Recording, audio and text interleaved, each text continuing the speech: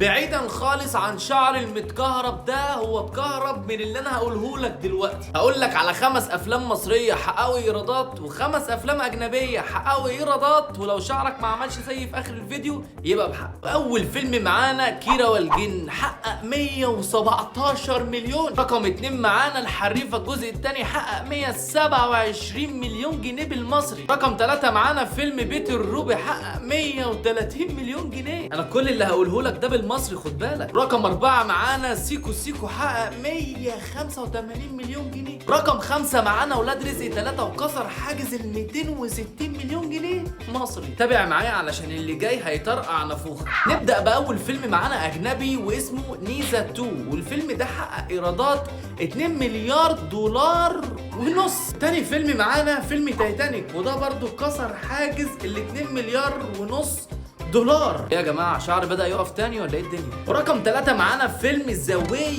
اوف ووتر، وده كسر حاجز ال 2 مليار و600 مليون دولار. يا جماعه انا في ارقام انا مش عارف اقولها اصلا يا جماعه. ورقم 4 معانا فيلم افنجرس اند جيم، وده بقى يا باشا 2 مليار و800 مليون دولار.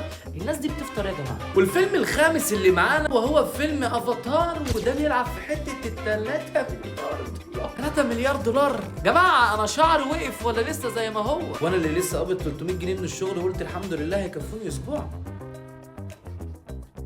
لا